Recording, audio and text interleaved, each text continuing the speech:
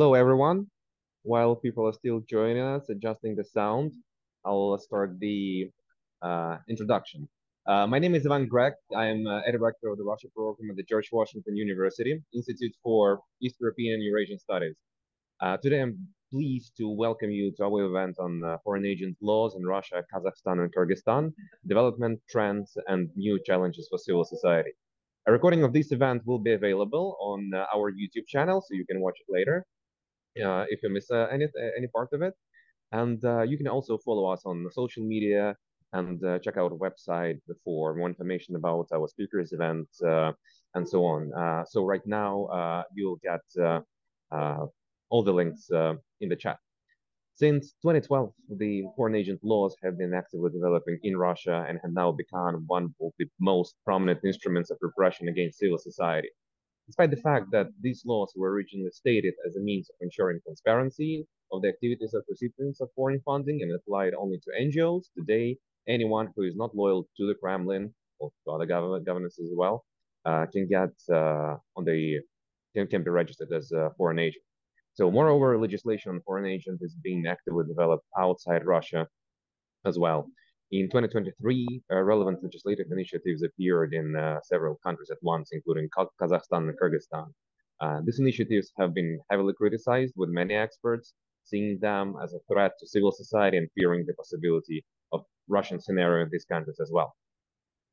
Today, we are lucky to have great legal experts and human rights practitioners from Russia, Kazakhstan, and Kyrgyzstan to discuss the main features of the developments of national laws on foreign agents, their similarities and differences, as well as the challenges they pose for civil society. And today we'll launch our event with a presentation by Maxim Krupskiy, who is an attorney at law. He's a research scholar at the Kennan Institute of Woodrow Wilson Center International Center, as well as a non-resident fellow with the Russia program at the George Washington University. Followed with a presentation by Aizat Ruslanova, who is executive director of the regional youth organization IDEA Central Asia. I shall spell it as IDEA. Later, we'll hear from Roman Reimer, who is the co-founder of public foundation Wings of Liberty, as well as Sebastien Peyrouse, who is the director of Central Asian Program and research professor at Institute of East European and Russian Eurasian Studies at the George Washington University. So I hope that everyone can see us and hear us well. If there are any problems with connections, please let us know. And from here, I'll pass the floor to Maxim. Okay. Thank you. Thank you so much. I just should share my presentation with you and hope that everything will work well. So just a moment. Okay, let's just do it. Okay, so first of all, thank you for having me. And today I will speak about the Russian experience of the implementation, development, and implementation of foreign agents legislation. And this presentation is part of my comprehensive research on foreign agents legislation in the context of the problem of transnational trends of cooptation of transparency for political purposes. So what does cooptation mean? In my research and in this presentation, I use the term cooptation as the appropriation of something for a new or different purpose. In this case, I'm talking about cooptation of transparency for political purposes and the legislation on foreign agents as a tool to implement this cooptation. So I propose to look at the Russian experience not as the experience of a rogue country and an exception to the rules, but on the contrary, as a very dangerous and attractive precedent of politicized use of transparency legislation, which has already been used as a blueprint in other countries. So I would like to talk about the main stages in the development of legislation on foreign agents in Russia over the past 10 years, the practice of its implementation, and the lessons we can learn from this experience.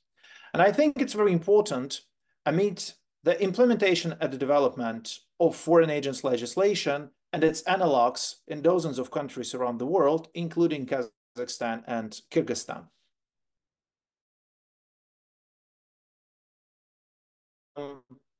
Statistics, it's actual statistics, and the number of foreign agents, as you can see, in Russia increased significantly on the eve of the war against Ukraine and has been growing steadily over the last 2 years. At the same time, in recent years, most of the foreign agents have been neutral persons. First of all, those who publicly criticized the war or Putin's regime itself. And I would also like to point out that you should not be confused by this seemingly insignificant figures, given the population of Russia and the thousands of non-profit organizations that exist in Russia, because the main point is that Putin's regime goal is not to label all dissenters as foreign agents. Its goal is, on the one hand, to make the work of the most active and respected NGOs, such as, for example, Human Rights Center Memorial, Sakharov Center, the Institute for Law and Public Policy, Civic Assistance Committee, and many, many others, impossible. And on the other hand, its task is targeted repression, spreading fear, and splitting civil society. And I would also emphasize that even one organization or individual included in the register on political grounds is already enough. It's already a lot, in fact. When we are talking about, especially when we're talking about hundreds and those to whom a law that violates fundamental human rights and freedoms has been applied, as was recognized by the European Court of Human Rights in 2022 with regard to the Russian law on foreign agents. So here are the main stages of the development of this legislation. And at the very beginning, as you can see, it was stated that this legislation should ensure transparency in the activities of NGOs that receive foreign funding and involved in so-called political activities. The legislation was formulated in such a way that no one understood what political activity was. Neither the legislator, nor the Ministry of Justice, nor the courts, nor the NGOs themselves. Over the next few years, Russian legislation on foreign agents only became more severe and vague. Media foreign agents, public associations, and individuals were added to non-profit organizations. In 2022, the law on control over the activities of persons under foreign influence has been adopted, and it finally destroyed the meaning of the concept of foreign agent in Russia. In this law, the concept of a foreign source, essentially a principle in whose interest the agent acts, disappeared completely. And Russian foreign agents are a unique phenomenon because you can be an agent of no one without acting in anyone's interests at all. And here you could also see how vague the criteria of agency are defined as broadly as possible, and the Russian authorities have ensured themselves a maximum degree of discretion. Decisions on inclusion in the register of foreign agents made today in an arbitrary manner, in fact, an arbitrary form. And I would say that this is not an accident, because here you can see a quote from Oleg Matveyev, a United Russia deputy, one of the authors of the law. And we can see that this was the conscious intention of the deputies who drafted the law, because he states that arbitrariness of decision-making is deliberately built into the law to make it easier to label as foreign agents whoever they want. What I also want to emphasize is that the status of foreign agents is not neutral, because these are just a short list of examples of legal official prohibitions. And here just really few examples of these restrictions faced by foreign agents. But when we look at this text, at this list, which is a quote from the law, sometimes it's hard to understand how it works in practice. So here are some examples how it works. On this slide, you can see what enforcement of the foreign agents looks like in practice. And these are screenshots of a children's podcast about history. The author of this podcast, historian Tamara Edelman, is on the register of foreign agents. So she cannot talk to children about history, for example, Mesopotamia, anymore. And this podcast is now labeled 18 plus as an adult movie. This seems funny only at first glance because, for example, teachers or tutors or authors of educational projects for children who may be labeled as foreign agents will simply lose their jobs if they are less likely than Tamara Edelman, who has a loyal audience and popularity. And here you can see the foreign agent books and how they look like in bookstores last year. Note that some stores decided to reinsure themselves and double label the foreign agent book. This is what self-censorship and stigmatization looks like, not on paper, not in the law, but in reality. And two more recent examples. One of them from the Higher School of Economics, one of the Russian universities. Applicants to a bachelor's program in journalism are forbidden to mention foreign agents during the admission process. This can lead to canceled interview results. And this is also an official document. It's a quote from the program of the entrance. And another one example is the situation with Yulia Siniokaya, Russian philosopher, doctor of philosophy, and corresponding member of the Russian Academy of Sciences. She was excluded from the list of those awarded the Jubilee Medal because she had been included in the register of foreign agents. What is also worth to note is that amidst the war in Ukraine, the rhetoric against foreign agents has changed significantly, and it has become much more aggressive. The number of foreign agents has increased dramatically. And moreover, this aggressive rhetoric comes directly from Vladimir Putin. Here are some quotes from him. I think it's very important to understand that I would say this rhetoric, this aggressive atmosphere in Russia towards foreign agents amplifies the effect of the foreign agent legislation itself and the reaction from the side of officials and from the side of the common population, Russian population. I should also say that in addition to this aggressive rhetoric and the raise of the number of foreign agents, in 2023 and the first months of 2024, a wide variety of different legislative proposals were made by Russian officials.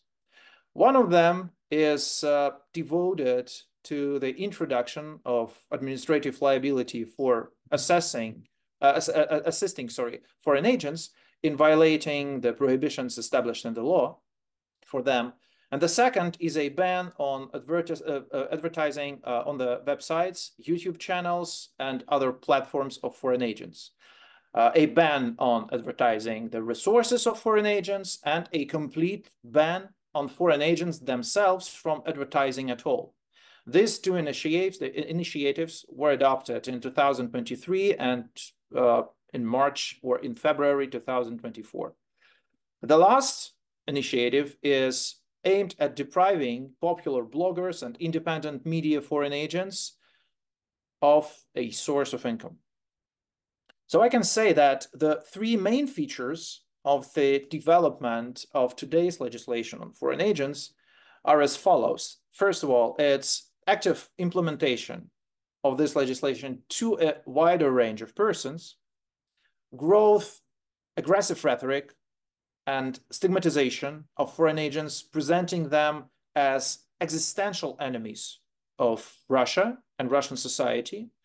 And the third, development of legal mechanisms, not only for foreign agents, but also for third parties, such as advertisers, in order to discipline Russian society and just to deprive them of the communication and interaction with foreign agents.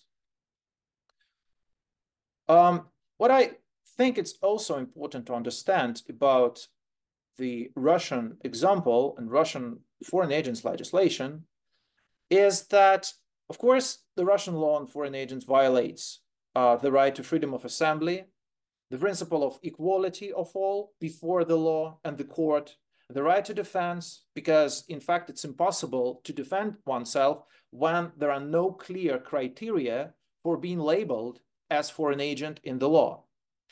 The defense simply has nothing to rely on. Finally, this law is simply unconstitutional. But more importantly, that this law is a simulacrum. And as you can see, I mentioned it here, because in fact, this status of foreign agent is granted in the absence of indication in the law of any principle in whose interest the activity is carried out, and for activities that are not inherently agency activities, it means that are not aimed at deliberately representing anyone's interests. So I think that it is right to say that Putin's regime, in fact, creates foreign agents and uses them to justify its own repressive policies. Of course, Russian law is a prime example of weaponized transparency. But I think that, of course, the Russian experience is obviously openly discriminatory. However, if we look beyond the aggressive rhetoric, we see that the Russian law is merely a radicalization of analogs of foreign agent legislation in other countries. And as I mentioned before, this legislation today exists in dozens of countries, in India, in Australia, in the United States, in Hungary, and in many, many other countries. So very briefly, what I think about the weaknesses in general of this legislation, first is that this legislation focuses on the subject of activities and information dissemination rather than on the content and quality of activities and information. The second issue is, of course, vague wording of terms and conditions of this legislation. Also, the lack of a clear legislative purpose is in my view, very, I would say, big issue with this legislation. Stigmatization, definitely. See implementation as a threat to civic and political agency of people and representatives of civil society, insofar as this legislation creates obstacles to different civic actors, as for example, for NGOs, and thus reduces the number of opportunities for people to participate actively in civil society. So in my view, our goal as researchers and legal practitioners is to understand what are the fundamental weaknesses of this legislation, and using, among other things, the authoritarian Russian experience to develop proposals to minimize the risks of the Russian scenario in other countries and in other jurisdictions. So I think I'll stop there, and thank you.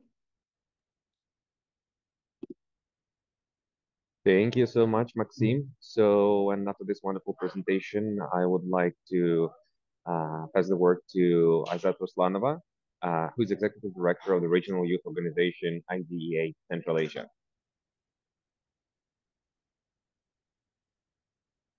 Hello, everyone. I think I will just make some comments. So Azat is sick now, and will make a presentation because Azat now ill, and I am a colleague of Azat. My name is Aibek Askarbekov.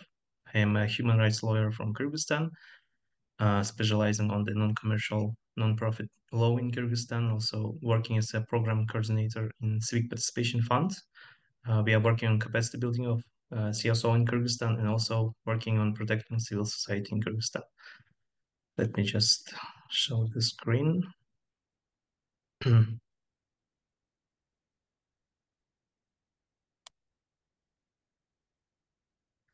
Okay, let's start my presentation. So first of all, Kyrgyz Republic, for the last 2 years, we are facing with the draft law on non-foreign on the law of foreign representatives. So it's a for example, in Russia and in other countries, this draft law is called as foreign agents, but in Kyrgyzstan we have the name of foreign representatives. We have a little bit history of this draft law and some status quo. The history of the draft law in Kyrgyzstan begins from 2014. So in 2014, there was some attempts to adopt and to pass this law in the parliament, but because of big work of civil society organizations, international organizations, the law was cancelled, and after just about 8 years, in November 2022, it was re-registered in the parliament. And now for the last 2 years, we was closely working with this draft law, working with deputies in parliament, and there was a really big advocacy campaign to do something with this draft law, because this draft law was actively promoting in Kyrgyzstan after the meeting of our president with the president of Russian Federation. So in the last year, there was 3 hearings we held in Parliament over the past year. So in Parliament we have the process of 3 hearings. So 3 hearings were held, and last week on March 14, the draft law was passed in the 3rd reading. So we are now waiting for the signing of our president. I think in the ending of April, the draft law will be signed by the president, and we get the draft law will be the law on the foreign representatives in Kyrgyzstan. So as I mentioned, this draft law is about 80% copy paste from the Russian law of foreign agents. It's a big funny because they just changed the name of foreign agents to foreign representatives, and the draft law now called as foreign representatives.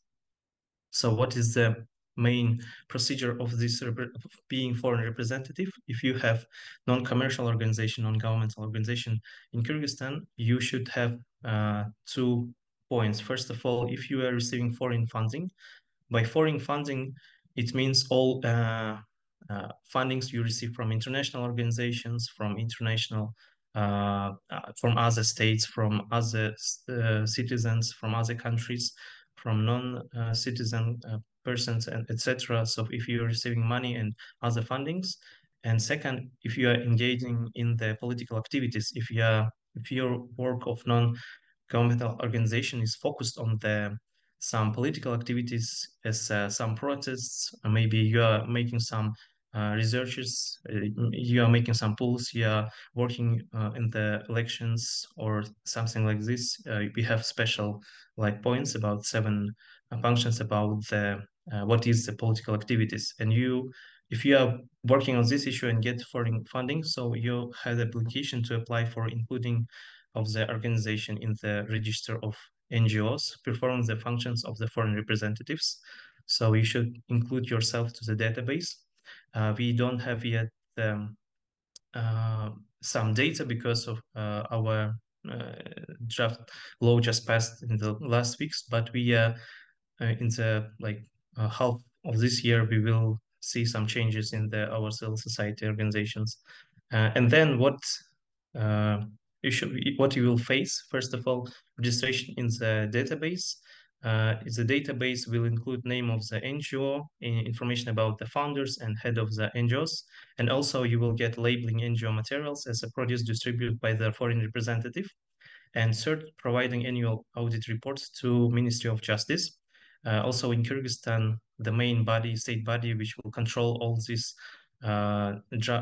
law about foreign representative, it's also Ministry of Justice, as Maxim said in Russian too.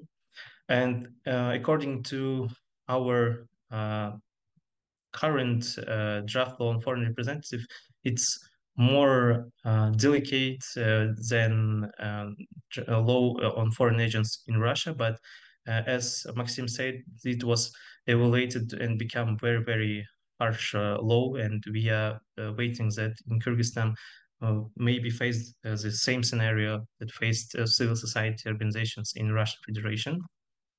And next, also, as I mentioned, if you have international fundings, plus you are making some political activities, you are foreign representative.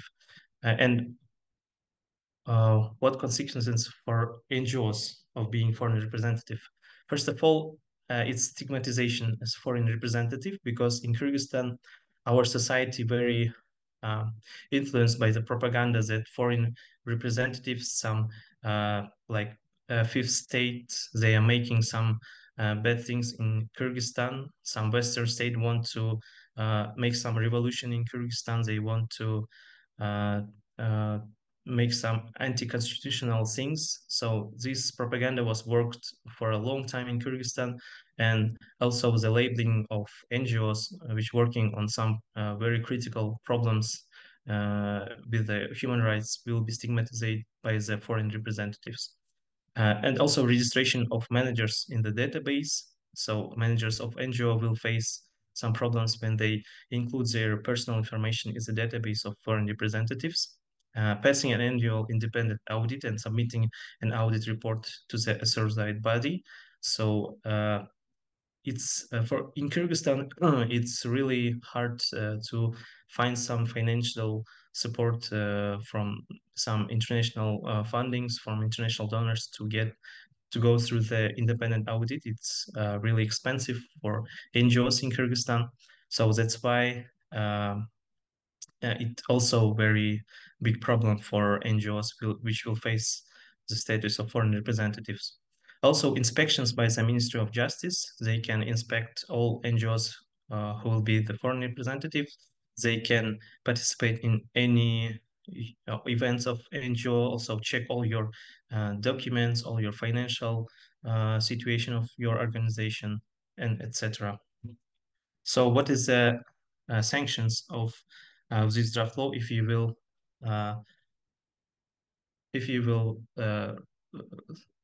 if you have some problems with the Ministry of Justice, you can suspend the activities of NGOs for 6 months.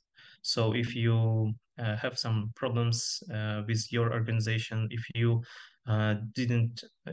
don't want to register as a foreign representative, and etc., so the Ministry of Justice can suspend all activities of NGO for 6 months. And in 6 months, you should make some changes, register as a foreign representative. But if you will not follow the recommendations, you will face with liquidation of your organization through the court. During the suspension of activities, the NGO cannot use these bank deposits, and with a few exceptions. But yes, these problems of this draft law. And also, I will be very short, but if you will have some questions, I will answer them. What could the adoption of the law lead to?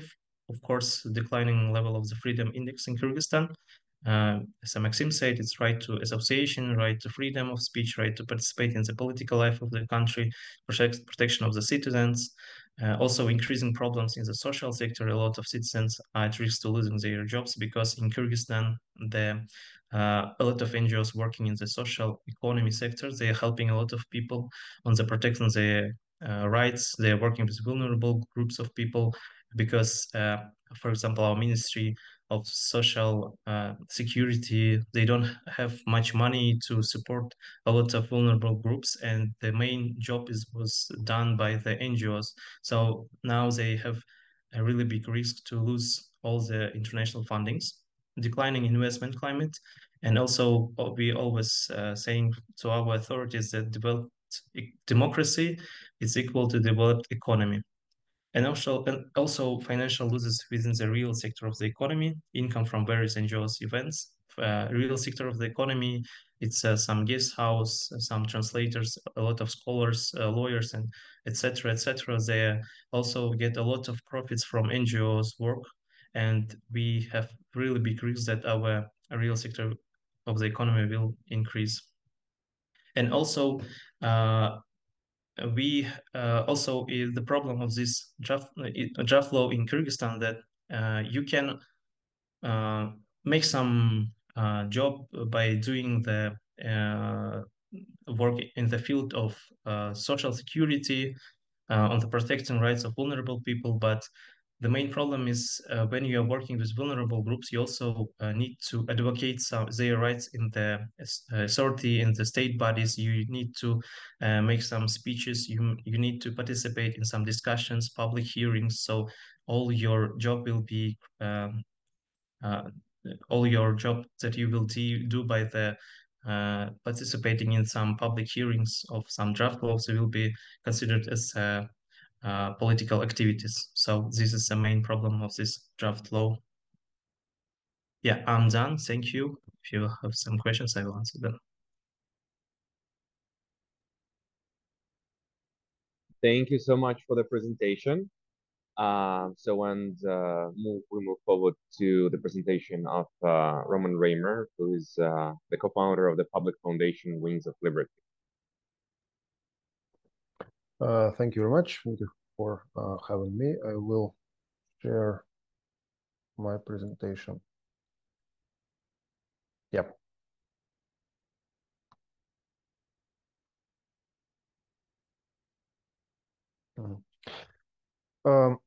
First of all, I would like to mention that thank you very much for inviting me to participate in such important and timely discussion. In my speech, I would like to focus on the implementation of the so-called institution of foreign agents in the legal field of Kazakhstan. Moreover, I would like to talk a little bit about the general situation in the framework of the above mentioned issues, as well as to present a small sociological cross-section in this issue. So the context. I would like to mention that for the first time, Kazakhstan has published a register of legal entities and individuals receiving foreign funding. This register is already called in Kazakhstan the foreign agent list. In this list, 239 individuals and legal entities. So the foreign agent list is published on the website of the State Revenue Committee and is available at this QR code. Please be welcome to find more information via this QR code. The foreign agent list includes legal entities, as I mentioned before, and individuals receiving foreign funding for the following activities. First of all, is providing legal assistance, including legal information, protection and representation of the interest of citizens and organizations, as well as consulting them. The second, studying and conducting public opinion polls, sociological surveys. And the third, collecting, analyzing, and disseminating information, except in cases where the above activities are carried out of commercial purposes. It is important to note that human rights organizations and other civil society organizations are on the way or another engaged the above activities. Legal entities and individuals must submit to the tax authorities information on the receipt and expenditure of money and property received from an international or foreign organization, foreign person, or stateless person. The reporting step is just one thing here. So its cost, you can imagine, is $0.002 US. Just failure to comply with the norms on reporting on foreign funding is subject to administrative liability, approximately from $380 to $1,050, as well as the possibility of suspension of activities, which will lead to paralyzing the activities for the organization. It is important to note that the absolute majority of those who included in the register of foreign agents are various commercial structures, probably not involved in any political or near political activities. But nevertheless, the foreign agent list includes notable human rights organizations and journalists. For instance, organization I, representative in this list on number 68. About a month ago, a Kazakhstani organization called the Public Foundation Institute of National and International Development Initiatives conducted a small sociological study. Representatives of the above-mentioned foundation tried to contact with all organizations included in the foreign agent list. A total of about 30 organizations were surveyed online. Unfortunately, the study has not been published yet, but the authors have given me access to the collected data. In the next slides, I provided some excerpts from the respondents' answers. One of the questions was like that: what do you see as a negative impact of publishing the registry? And so it will be some answers here. So you can read it. So first of all, it's bad for image, the division between us and them, labeling as foreign agents. I don't understand the purpose of publishing this data publicly. It looks like a stigma in the light of the experience of neighborhood and countries, and persecution will soon start. And then an accountant reported that the organization's rating with the tax authority changed from high to medium for an apparent reason. It's quite important here in Kazakhstan if you try to work in the financial sphere. Increased attention from the National Security Committee, KNB, it's like a FSB in Russia or FBI in USA, and police. Opponents have started using this data to discredit organizations. The vast majority of financial institutions or company think like that. And some of them say that account blocking, some rogue trust, denied funding. So somebody already lost money. And so on and so forth. A lot of different kind of answers here. And attracting public attention. So the vast majority of organizations and people who are involved in this list are concerned to be inside of this list.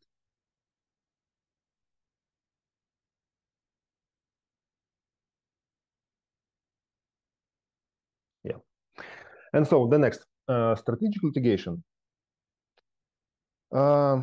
The publication of the foreign agent list essentially disseminated confidential personal data of 8 citizens, namely the individual identification number, which EIN in Russian.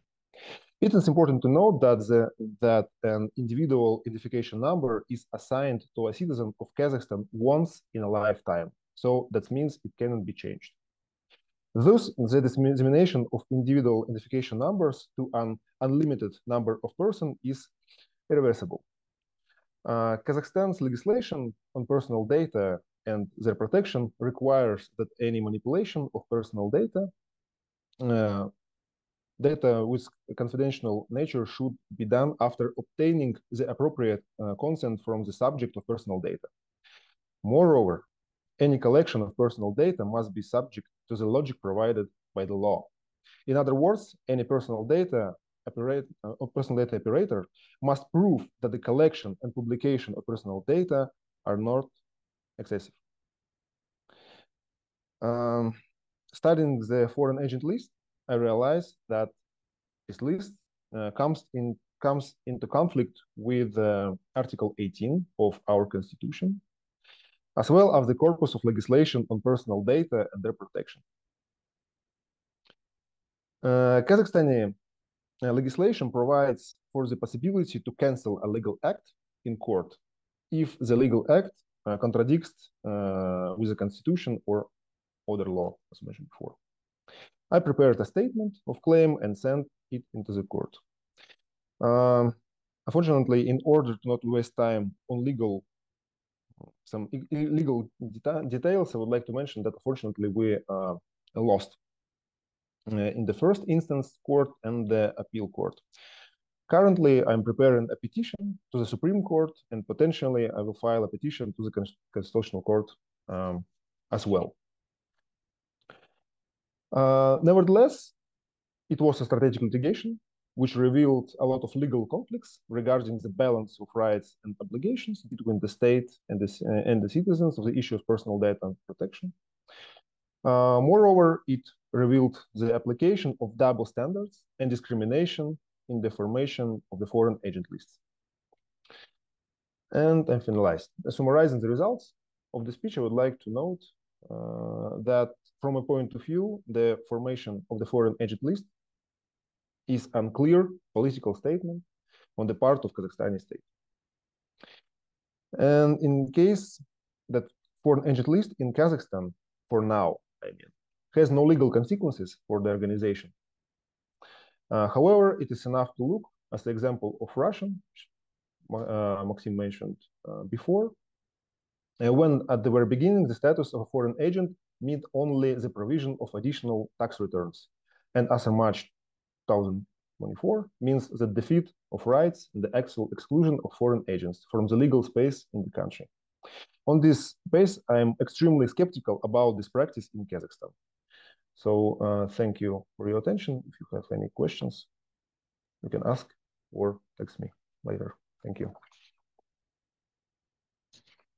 Thank you so much, Roman. So I'll also remind you that you can keep sending your questions in chat, and I'll read them at the very end of our presentation sessions. And then you also have a chance to ask the questions on your own. We'll unmute you upon your requests.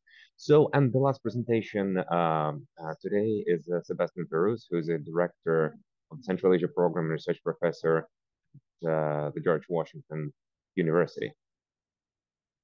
Thank you very much, Ivan. So yes, indeed, before starting, I just would like to specify that I am not a legal expert and I do not work on Russia. I work on Central Asia, as Ivan just said. And this past 2 years, I've been conducting research on civil society in Central Asia, which includes about 60 interviews with civil society activists from Central Asia. So, of course, I'm going to focus on this region, not on Russia. And what I'm going to say is actually based on this research and especially on the interviews I collected in Central Asia.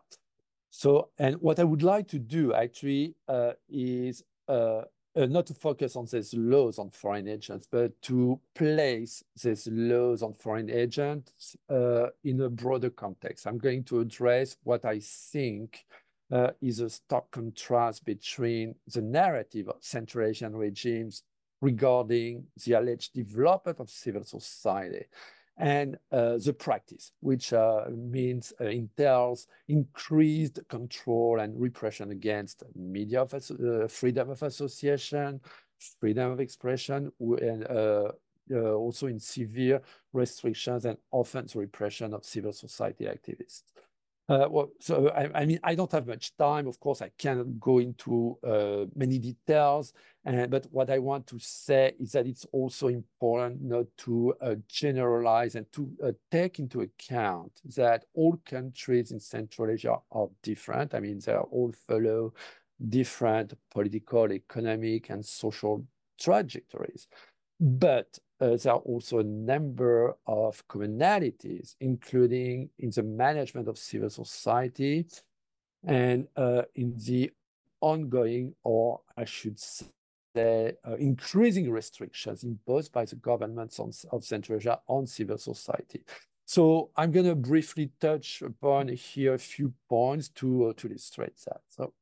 So all countries, all governments in Central Asia claim to support or to encourage the development of civil society. And so you have some governments which place particular emphasis on this topic in their official narrative. For instance, Kazakhstan speaks of a listening state, which means that, and I quote, it quickly and efficiently responds to all constructive citizen requests, end of quote, including by engaging more with civil society. Or same in Uzbekistan, where the president Mirziyoyev highlighted many times the importance of civil society, especially, I mean, from 2018, and he announced reforms aimed at fostering greater civic engagement and participation in decision-making processes. And governments of Central Asia actually use as evidence a large number of CSOs in their countries to demonstrate that the civil society has developed. They assert that these figures have significantly increased over the past 10 or 20 years. For example, in Kazakhstan, the number of registered CSOs has gone from 400 in the early 1990s to more than 22,000 in 2021. Same in Uzbekistan, where the number of CSOs nearly doubled from 5,000 in 2009 to over 10,000 in 2020.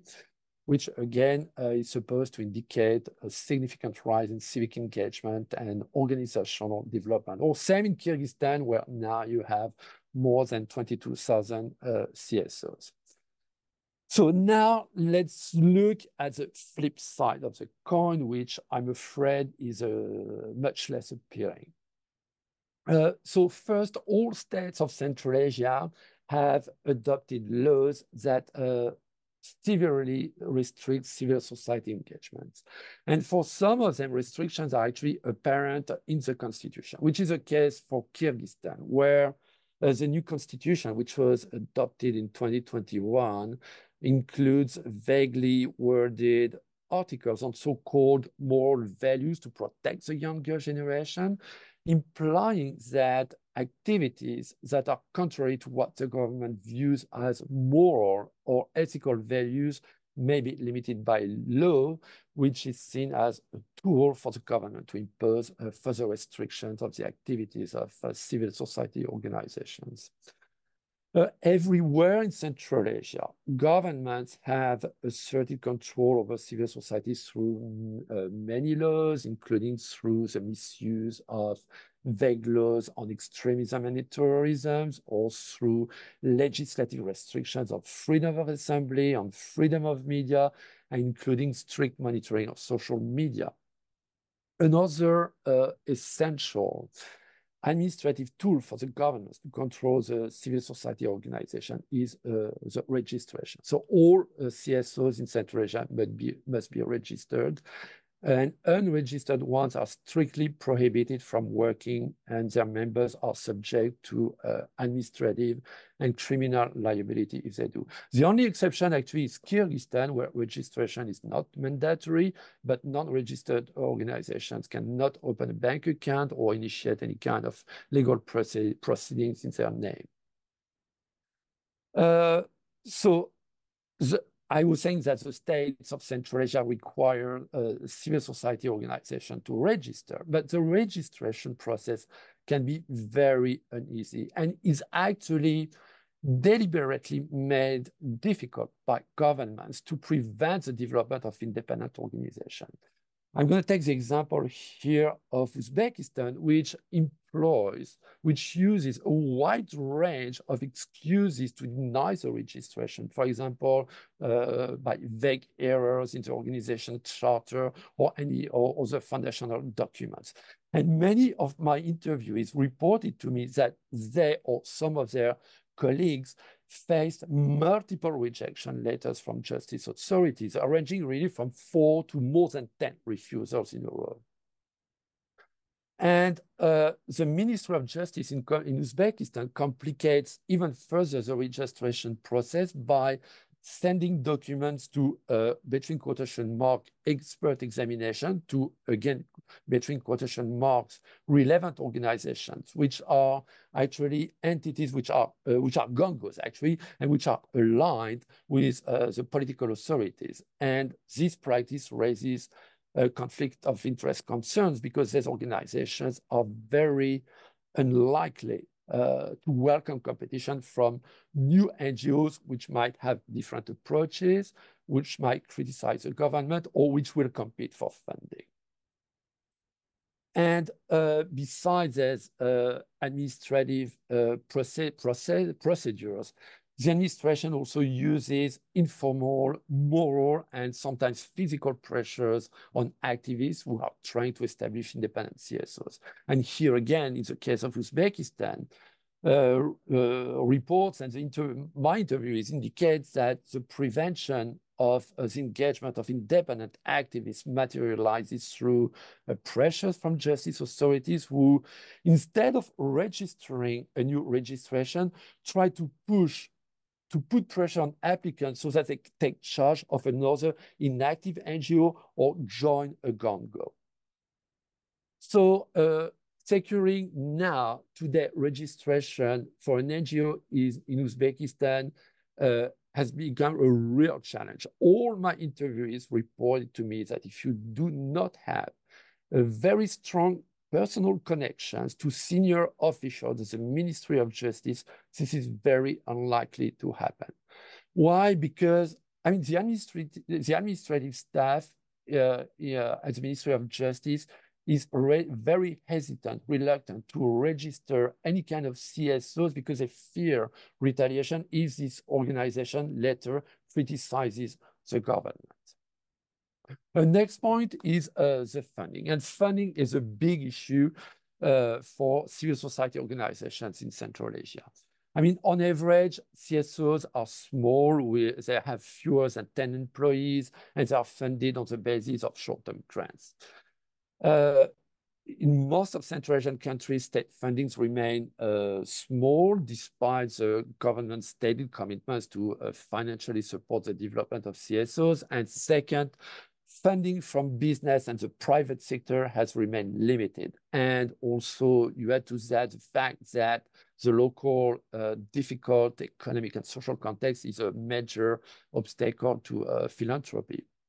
So in this context, with a lack of local fundings for the majority of CSOs, maintaining independence, meaning to avoid state funds and to carry out activities, particularly in the human rights sector, means obtaining foreign support.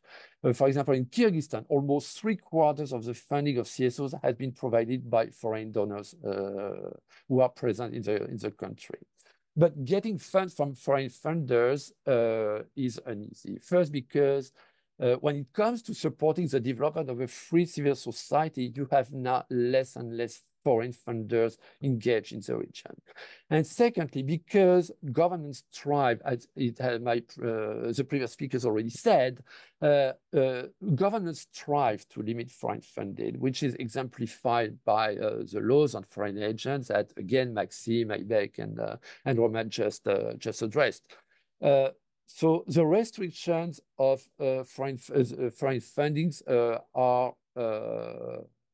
come with plenty of rules. This includes, for example, the submission of annual reports to the state administration in which they have to detail all income and expenditures, as well as all projects funded from both domestic and foreign sources. There are some thresholds for in some countries under which reporting is not mandatory, but as Roman very rightly mentioned, for example, for Kazakhstan, this threshold is just 1 tenge, which is even not a cent of a US dollar. Another component of the narratives of the regimes in Central Asia regarding their alleged efforts to develop the civil society is the establishment of dialogue institutions, which are officially aimed at strengthening the system of partnership between the state, the private sector, and civil society. So Kazakhstan, for example, has created the Council of Public Trust. And although the government has claimed that this council has enabled civil society to contribute to at least 10 draft laws, many CSOs I've interviewed and that have participated in this council report that their involvement in real decision-making processes have actually remained very limited. And the problem here is that this council engages a lot of gongos, while independent CSOs are largely ignored, either because they're not invited to participate, or many of them actually complain that their proposals were ignored by the council, which means that actually at the end of the day, several CSOs have left this council due to what they call its predominantly ceremonial attributes. And these points lead me to address one of the main components of the control of civil society in Central Asia, which is a co-optation of civil society organization. In Central Asia, a large majority of CSOs are gongos, so government-organized NGOs, meaning that they are either created by the government or at the request of the government, or they have been co-opted by the authorities. It's less the case in Kyrgyzstan, where at least so far, civil society was granted more freedom. But for the governments, funding the CSOs is obviously one of the easiest way to co-opt the civil society. Although here, again, it's very necessary to differentiate the countries of Central Asia between, for example, on the one hand, Tajikistan and Kyrgyzstan, where the states have very limited funds to support CSOs, while Kazakhstan and Uzbekistan, to some extent, whose policy is really to fund the civil society. But funding civil society organizations that are aligned with the objectives and the narratives of the government. And usually the governments decline any support to the CSOs that are not that the government is not contraring, or that the to CSOs that are viewed as too independent. And for example, in the case of Kazakhstan, all the CSOs I interviewed agreed that an overwhelming majority of CSOs, at least 70% in Astana and Almaty and more than 90% elsewhere, are funded by the state, and in any case can be considered as gongos. Control over civil society and the co-optation of civil society organization also results in the state's close control over the selection of sectors in which CSOs can engage. But by doing that, the government pushes activists to focus on apolitical social aid projects in areas where the government has no means or no appetite for action. And it's also a way to relegate the few active CSOs to the fringes of political and civil society activism, and to prevent them from actively participating in the formulation of state policies. For example, as shown in the official Kazakhstani statistic, the majority of the 22,000 registered CSOs operate in the sphere of support for socially vulnerable segments of the population, while only 2% of them are engaged in promoting the development of a free civil society and human rights. So it is important to be cautious about the official narrative, including, by the way, the high number of CSOs that are reported by the government. On the one hand, because, as I said, many of them are gongos, And second, because many of them are actually not operational. I mean, this is the case of Kyrgyzstan, where, according to the ICNR, 2/3 of the 23,000 CSOs in Kyrgyzstan are actually inactive. And also, some governments are using tactics to increase the number of CSOs. In Uzbekistan, for example, many registered CSOs are not independent entities, but they are just city, district, or regional branches of larger national CSOs. For example, organizations like the Youth Union of Uzbekistan, the Women's Committee of Uzbekistan, or the Society of Disabled People of Uzbekistan, all of them have extensive networks of branches across the country, and each of these branches is counted as a separate NGO, which of course leads to a proliferation effect, especially in provincial areas. So all these practices are a defense strategy of authoritarian regime with regard to civil society and the desire of governments to maintain a top-down approach in the political, economic, and social sector. All Central Asian countries continue to regard civil society with suspicion and view it as a potential threat, to state security, and including Kyrgyzstan now, which for decades had been considered to be less authoritarian than the other countries. But democratic principle, including the development of the independent civil society, so in this country have been repeatedly undermined by successive governments, first by Bakiev, I mean, the 2000s, and then by Atambayev, who tried to regain control over civil society. But I would say that despite this backsliding, previous regimes had maintained what local CSOs viewed as an unwritten agreement between the state and civil society, whereby the civil society could engage without challenging the political authorities' legitimacy on a wide range of sectors in which the government did not really want or did not have the capacity to work. But this way of coexisting is increasingly challenged now under President Japarov, who has moved, as you know, towards authoritarianism, which really undermines the development of civil society and its organization through the promulgation of restrictive legislation and informal pressures.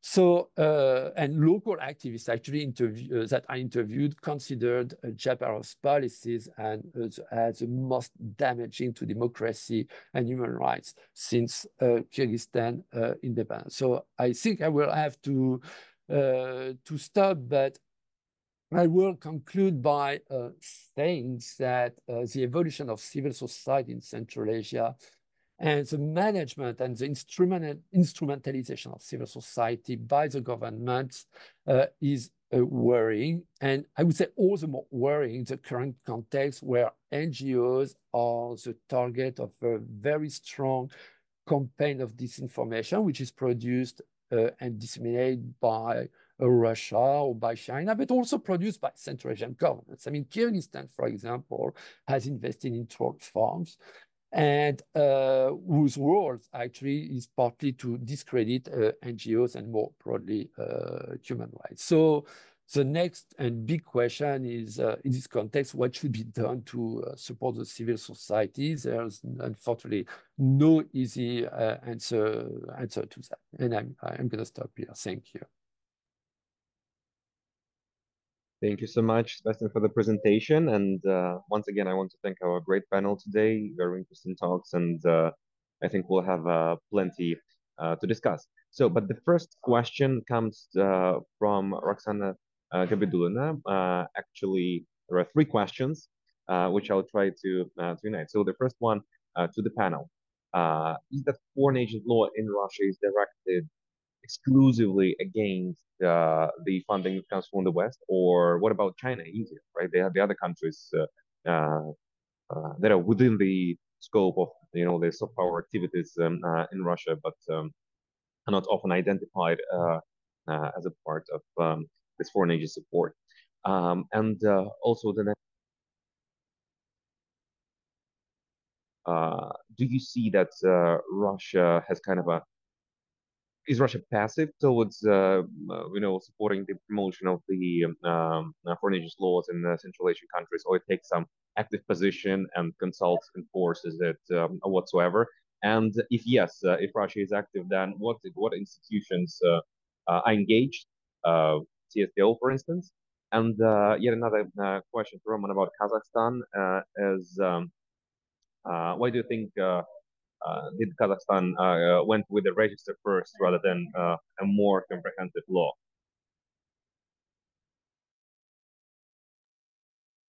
Okay. So first of all, thank you so much for these questions. I'll try to, because two of them are about Russia, so I just try to answer.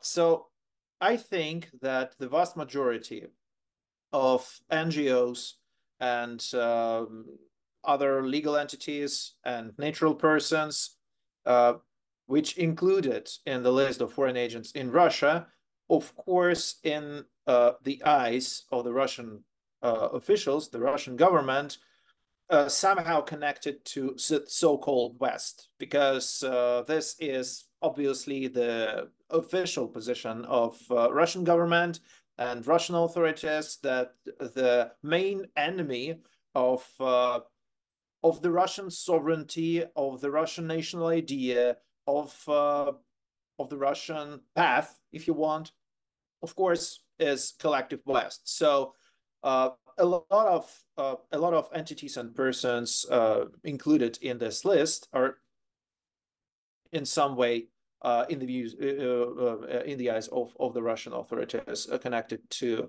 the Western agenda, I would say, or something like that.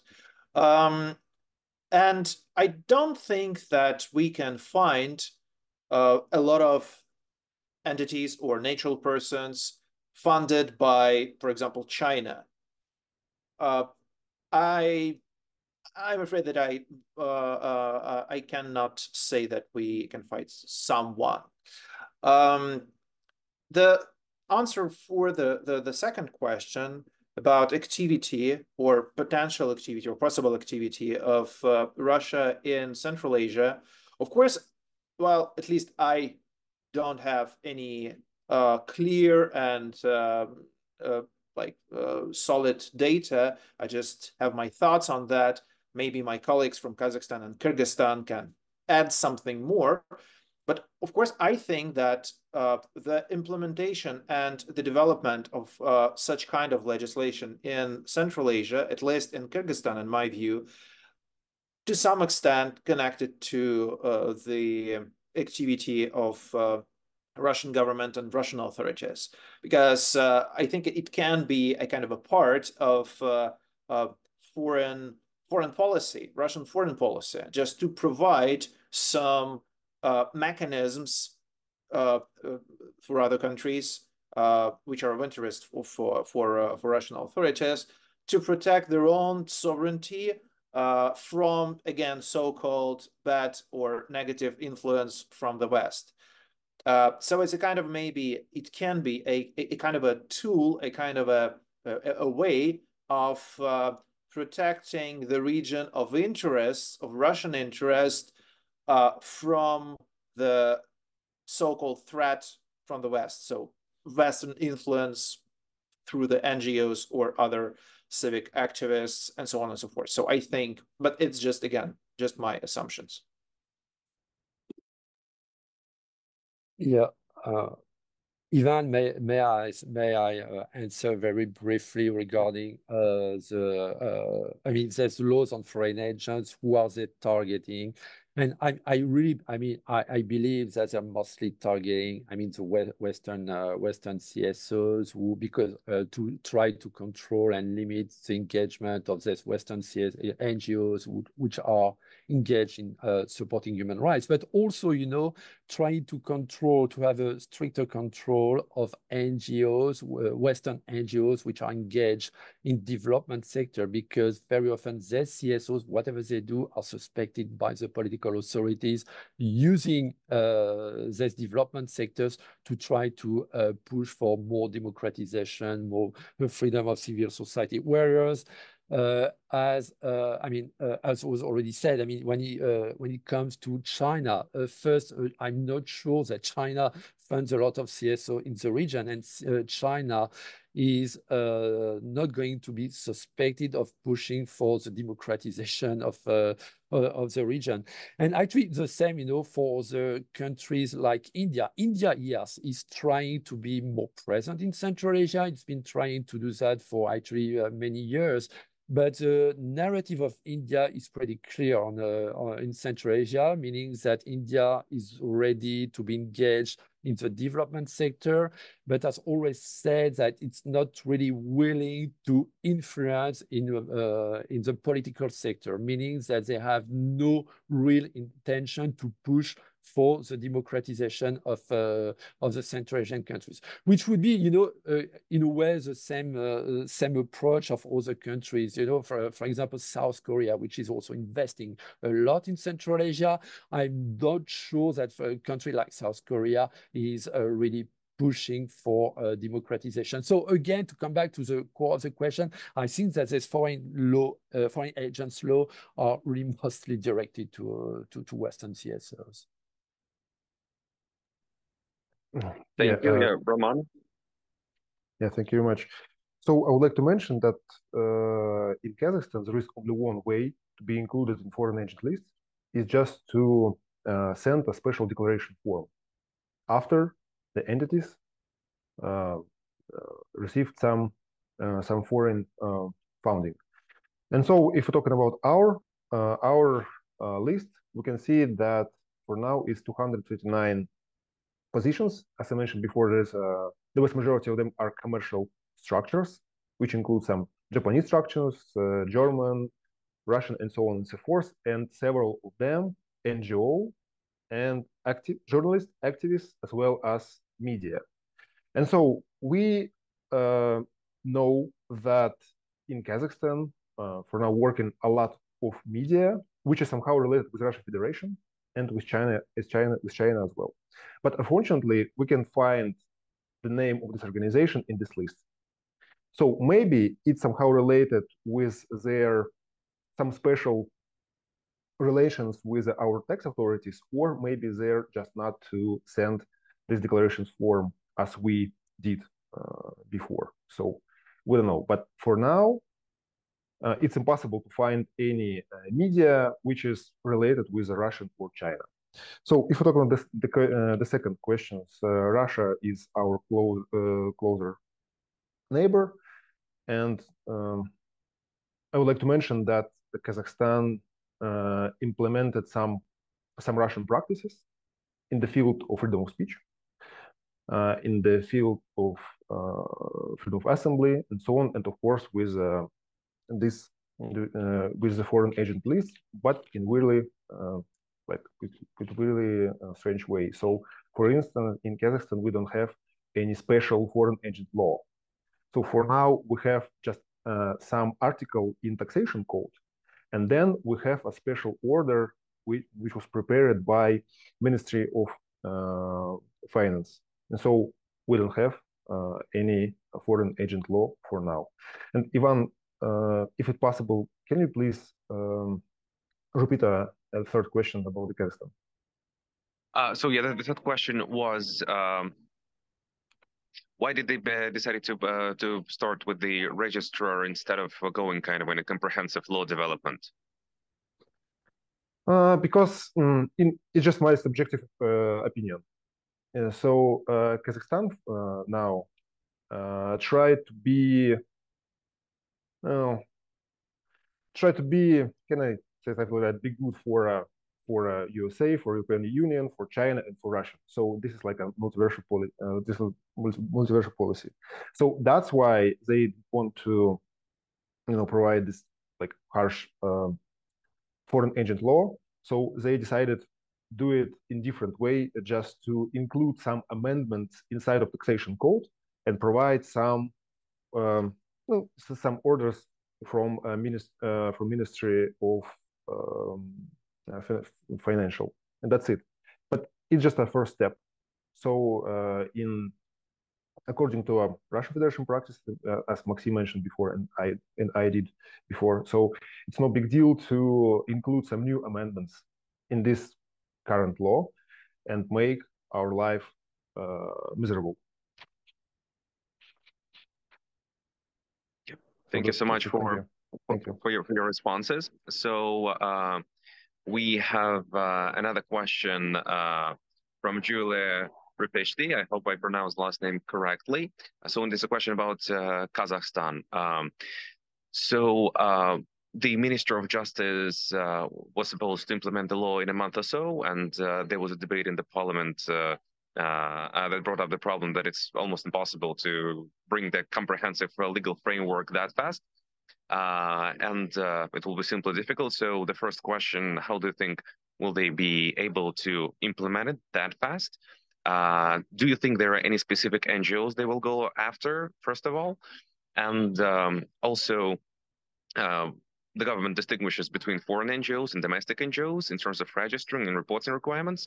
Do you anticipate this changing for foreign NGOs sometimes in the nearest future? Yeah, let's start with this question and then collect the rest.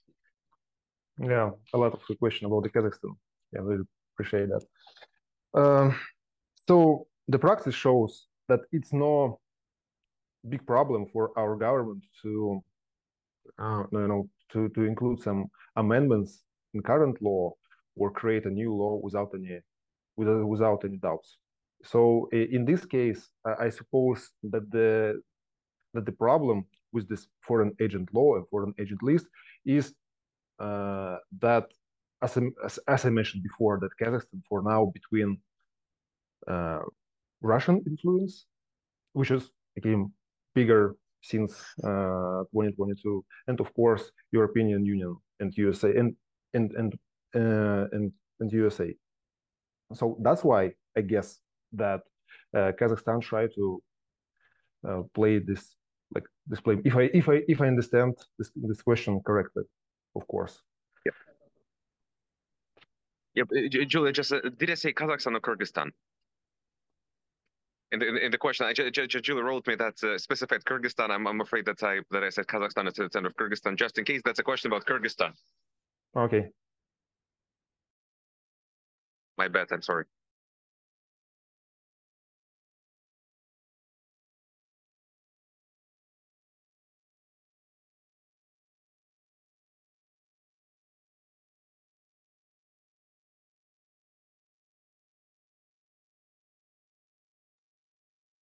Okay, so it seems we lost the connection.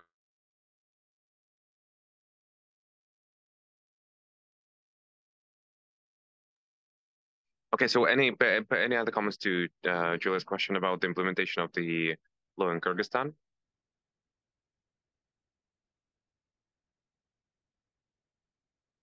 Yeah, so okay, we'll move forward then. Another question from Athena Sia for Kazakhstan specifically.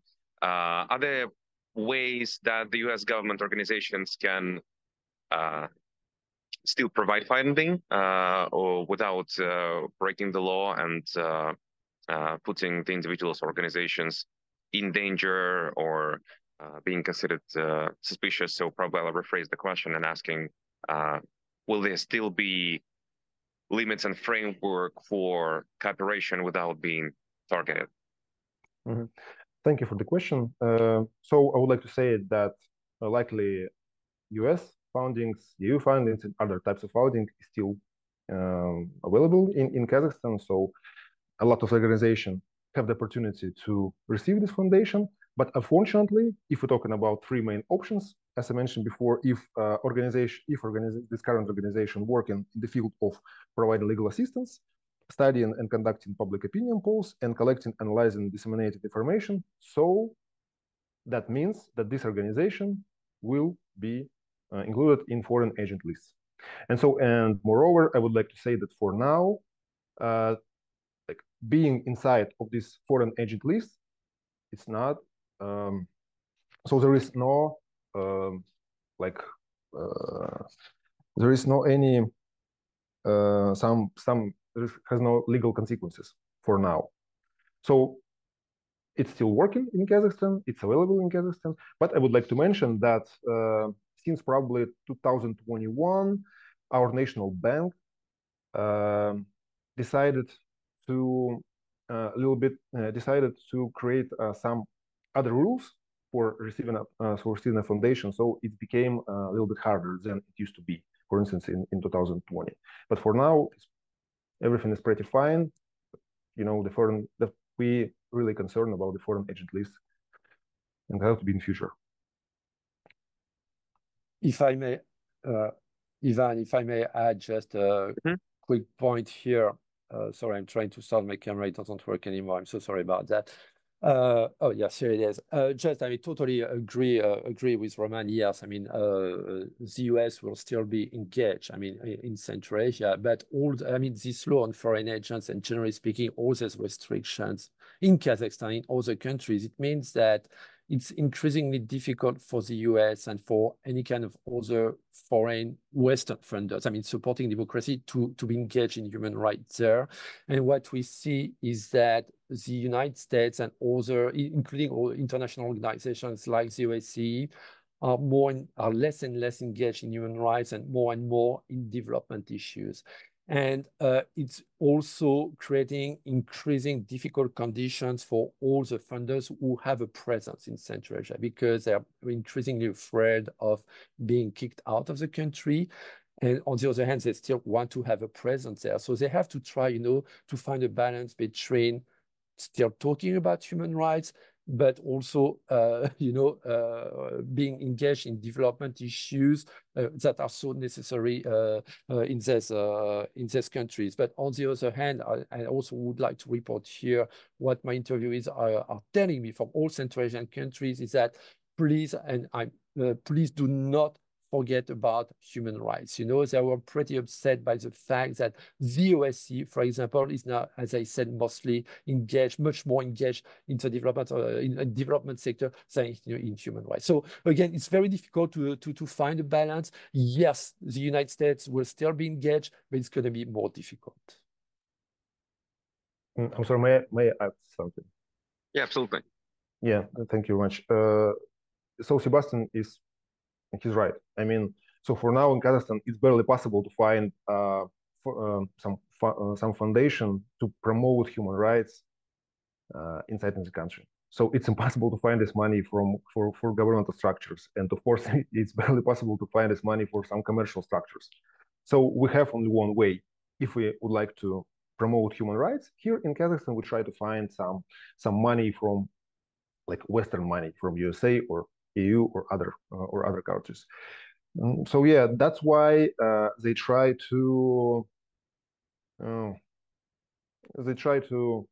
close this opportunity for us. So that's what I would like to add. Thank you. Thank you so much for the reply. So we have time for a couple other questions. So please, you can direct them to the chat or raise your hand and we'll turn on your microphone.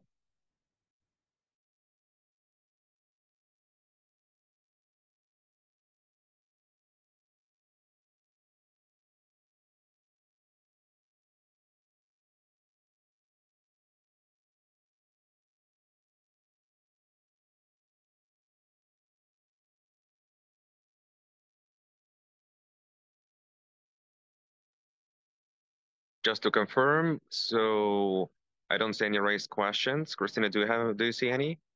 Because I might have some technical issues or so.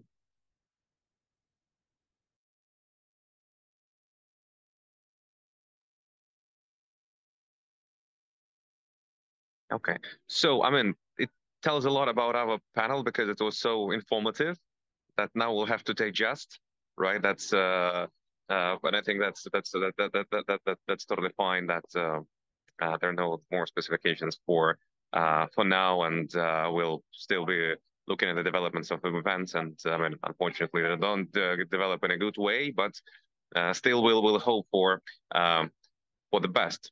So then probably I would, do the digital applause to our panel once again, and thank you all for joining us. And once again, a recording of this event will be available on our YouTube channel in a few days. So also please follow up our social media, which will now appear in chat to get more information on future events of the Russia program or the Central Asia program, and get in touch with our speakers today. Thank you so much for joining.